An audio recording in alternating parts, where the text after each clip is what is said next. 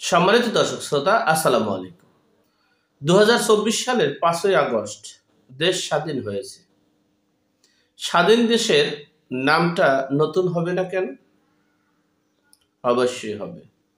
স্বাধীন দেশের নতুন সংবিধান হবে, নতুন নাম হবে এবং নতুন সংবিধান অনুযায়ী পার্লামেন্ট হবে। সব কিছুই নতুনভাবে হবে, সে বিষয়ে আপনাদের সাথে সংক্ষেপে শেয়ার করছি। দেখেন, এই আন্দোলন সংগ্রাম হয়েছে, যেখানে আপনারা ইতিমধ্যেই অনেক ভিডিওর মাধ্যমে আপনারা আমার এই উপত্যের মাধ্যমে আপনারা বুঝতে পেরেছেন। যাই হোক, ২৪ সালের ৫ই আগস্ট যে আন্দোলন, সেটা যদি আমরা ভুল করে এই স্লোগানটা দেওয়াটা আমাদের ভুল হয়েছিল, যে এক দফা এক দাবি, শেখ হাসিনা তুই কবে যাবি। এটা না বলা উচিত ছিল। হয়তো এটা আমার মতামত, যে এক দফা এক দাবি, এই দেশটাকে স্বাধীন করতে হবে। সেটা না বলে কেন আমরা এক দফা এক দাবি, শেখ হাসিনা তুই কবে যাবি, এটা বললাম। আমার কাছে এই প্রশ্নটা, এই দাবিটার উপরে আন্দোলন করেই কিন্তু শেখ হাসিনা চলে গিয়েছেন, কিন্তু তখন আমরা কেন বলিনি? আমি এটা ভাবছি সারা রাত, সেহরি খাওয়ার পর থেকেই আমার কেমন জানি মনে হচ্ছে যে এই কথাটা আমরা ভুল করেছি। আমরা আন্দোলন করেছি, সংগ্রাম করেছি, হ্যাঁ, বিপ্লবের বিজয় এনেছি, কিন্তু তখন যদি আমরা বলতাম যে এক দফা এক দাবি, এই দেশকে স্বাধীন করবি বা স্বাধীন করব, এই রকমের যদি একটা স্লোগান দিতে পারতাম, তাহলে এত সময় আমাদের এই 7 মাস সময় লাগতো না, 8 মাস সময় লাগতো না এদেশের নাম পরিবর্তন করতে, 8 মাস সময় লাগতো না সংবিধান পরিবর্তন করতে, 8 মাস সময় লাগতো না সংবিধান পরিবর্তন করে নতুন সিস্টেমে পার্লামেন্ট তৈরি করতে, 8 মাস সময় লাগতো না আওয়ামী লীগের মতো দুর্বৃত্তায়নকারী দলটাকে নিবন্ধন বাতিল করতে।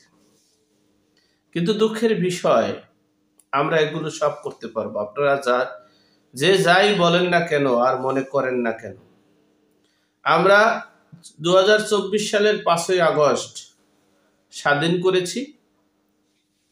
আমরা এই স্বাধীন যেহেতু করেছি, সেহেতু দেশের নাম পরিবর্তন করতে পারবো। দেশের নাম পরিবর্তন যেহেতু করতে পারবো, আমি সংবিধানও রচনা করতে পারবো। সংবিধান রচনা যেহেতু করতে পারবো, তাহলে নতুন সংসদ কিভাবে গঠন করা হবে সেটাও আমরা তৈরি করতে পারবো। আপনারা মৌখিকভাবে এই যে নাটকীয়তা করতেছেন, যে আসি মানে ভিতরে ভিতরে হয়েছে আমরা আসি, প্রকাশ্যে হলো আমরা দ্বিমত পোষণ করছি। আপনারা দ্বিমত পোষণ যদি করে থাকেন, বিএনপি, আজকের পত্রিকায় যেটা এসেছে, বিএনপি সহ 12 দলীয় জোট, তারা দ্বিতীয় স্বাধীনতার প্রতি দ্বিমত পোষণ করেছে। এরপরে সংবিধান তৈরির ভিতরে দ্বিমত পোষণ করেছে, পার্লামেন্ট তৈরির ভিতরেও দ্বিমত পোষণ করেছে। এটা হলো একটা সাজানো নাটক। কারণ এই বাংলায় আওয়ামী লীগ তো আগামী 20 বছরে আসতে পারবে কিনা সেটা ভিন্ন বিষয়। আমাদের যদি, যেমন আওয়ামী লীগের ব্যর্থতার কারণে যেভাবে পলাইয়া যেতে হয়েছে, ঠিক তেমনি আমাদের যদি ব্যর্থতা না হয়, তাহলে আওয়ামী লীগ 20 বছরে ক্ষমতা আসতে পারবে না। আর যদি আমাদের ব্যর্থতা হয়, তাহলে 20 দিনের মধ্যেই ক্ষমতায় বসতে পারে, সেটা ভিন্ন বিষয়। আওয়ামী লীগ নিয়ে আমি কথা বলছি না। বিএনপি সহ 12 দলীয় জোট যদি দেশ রক্ষার জন্য, দেশের মুক্তিযোদ্ধার চেতনা রক্ষার জন্য, মুক্তিযোদ্ধাকে রক্ষার জন্য যদি মনে প্রাণে চাইতো, যেমন বিএনপি নেতা ফজলুর রহমান, সাংবাদিক মাসুদ কামাল, সাংবাদিক এই মুফাসসিল ইসলাম তারা বলেছেন, যেভাবে বলতেছেন সেভাবে যদি বিএনপি সহ 12 দলীয় জোট করা হয়, তাহলে এই এই কুচক্র মহল বা তাদের ভাষায় যে এই যে একটা অরাজকতা সৃষ্টি করা, এগুলো করতে পারে না। অর্থাৎ এটা প্রকাশ্যে জনগণের ভোট, জনগণের সমর্থন নেওয়ার জন্য প্রকাশ্যে বলে, ভিতরে ভিতরে বলে তোমরা চালাইয়ে যাও, আমরা আছি। যাই হোক, এখন বিষয় হচ্ছে আপনারা যাই যা বলেন না কেন, আমরা শক্ত হাতে কাঁঠালের আঠা লাগাইয়া বসছি ইনশাল্লাহ। আমাদেরকে এখান থেকে সরানোর কোনো বিকল্প নেই। এবং আমরা 2024 সালের 5ই আগস্ট এদেশ স্বাধীন করেছি। যেহেতু এদেশ স্বাধীন করেছি, সেহেতু দেশের নাম পরিবর্তন হবে অবশ্যই। এরপরে সংবিধান নতুন রচনা হবে। এরপরে ফ্যাসিজম, এই ফ্যাসিস্ট আওয়ামী লীগ সহ জাতীয় পার্টি সহ অনেক দলকে আমরা নিবন্ধন বাতিল করব। এরপরে নতুন সংবিধানের আলোকে নতুন পার্লামেন্ট মানে সংসদ মানে কিভাবে গঠন করা হবে সে আইন তৈরি করব।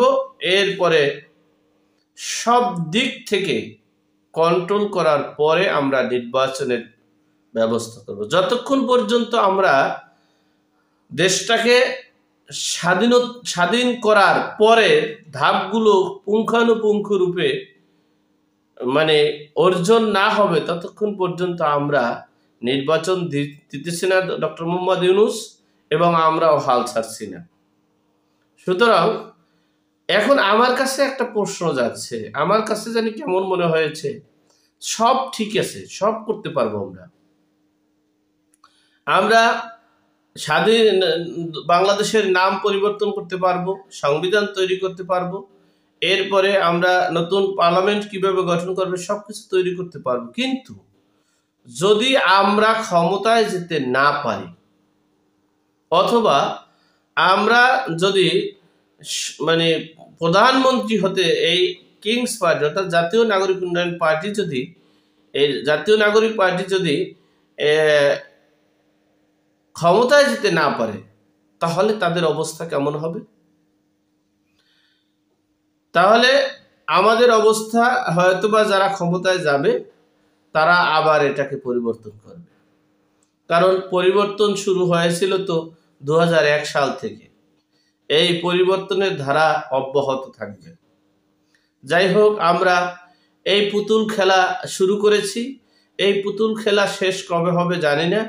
তবে এটা জানি যে এখন এই মুহূর্তে যে কারিকুলাম, আমরা যে স্বাধীনতা অর্জন করেছি, সেই স্বাধীনতার যে ধাপগুলো আছে সেগুলো আমরা পরিবর্তন করার চেষ্টা করতেছি। তবে এটা স্থায়ী থাকবে না, এটাও যে পরিবর্তন হবে সেটা আমরা দেখতে পারবো কিনা জানি না, তবে হবে এটাই নিশ্চিত। আর ইতিহাস প্রমাণ করে এই যা কিছু হচ্ছে তা কিছুর পিছনে তো একটা শক্তি আছে, সেই শক্তির বিচার হবে আগে, এটাই ইতিহাস প্রমাণ করে। যাই হোক, আল্লাহ আমাদের সকলের বিপদ আপদ বালা মুসিবত থেকে হেফাজত করুক, আমিন। আসসালামু আলাইকুম।